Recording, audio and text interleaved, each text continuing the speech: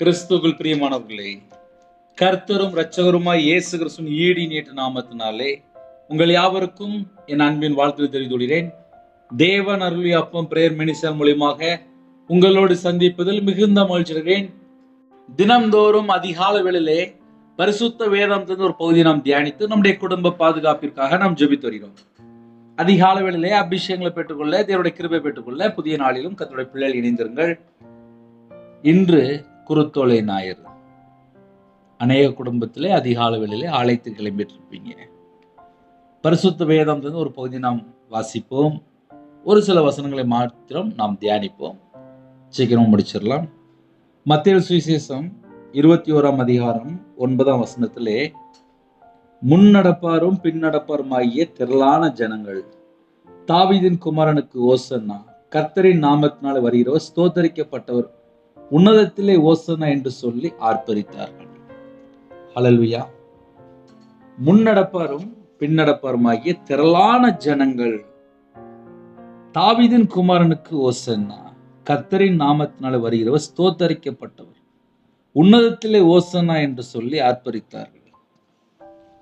சகரியா 9ஆம் அதிகாரம் 9ஆம் வசனத்திலே, சீயோன் குமாரத்தியே மிகவும் களிகூரு, சீயோன் குமாரத்தியே மிகவும் களிகூரு, எருசலேம் குமாரத்தியே கெம்பீரி, இதோ உன் ராஜா உன்னிடத்தில் வருகிறார்.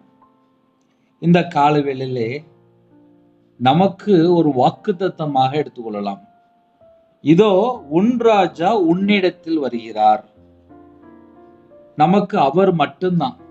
இந்த உலகத்திலே எத்தனை கோடி சொத்து இருந்தாலும் சரி, அது எல்லாம் இந்த உலகத்தோட முடிஞ்சு போயிடும்.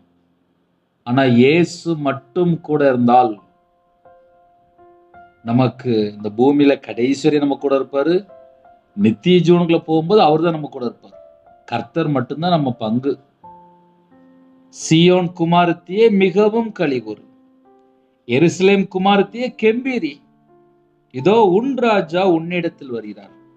உன் ராஜா உன்னிடத்தில் வருகிறார்.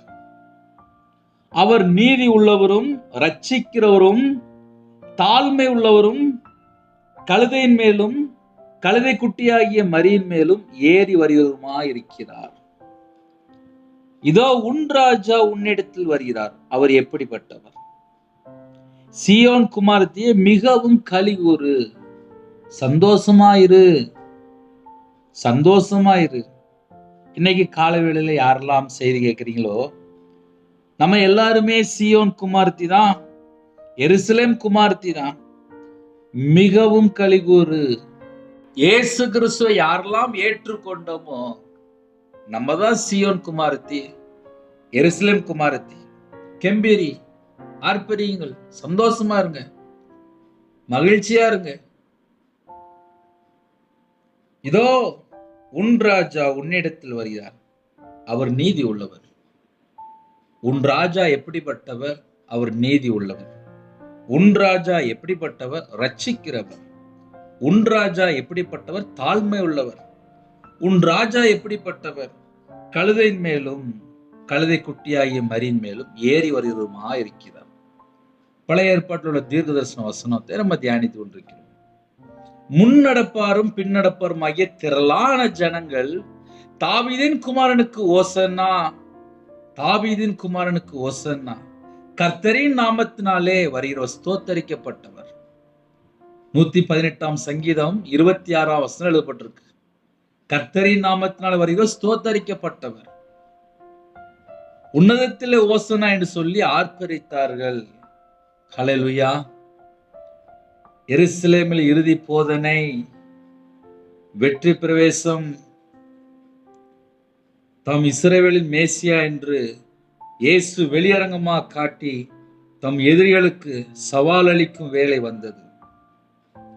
யூத தலைவர் அவரை கைது செய்ய விரும்பினர். ஆனால் அவரை பற்றி கேள்விப்பட்ட போது பயந்தனர். மேசியா ராஜாவாக, தாவீதின் குமாரனாக இயேசு ராஜரீக நகரமாகிய சீயோனுக்குள் பிரவேசித்தார். ஹல்லேலூயா. சமாதான பிரபுவாக கழுதையின் மேலும் பவனி வந்தார்.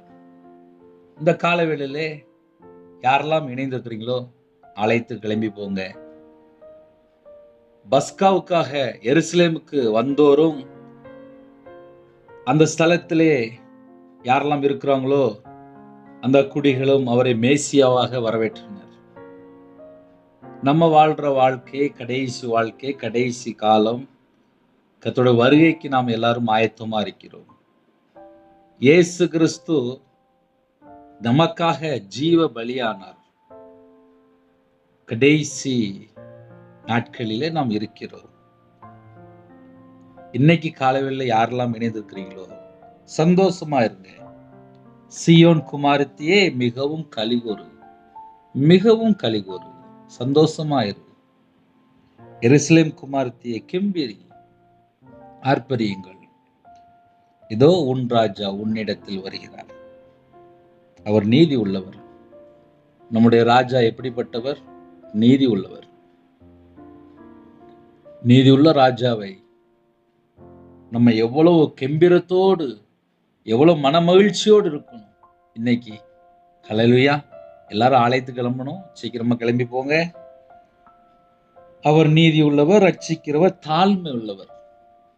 நமக்காக தான் இயேசு கிறிஸ்து இந்த பூமிக்கு வந்தார், நம்மளை மீட்டெடுக்க.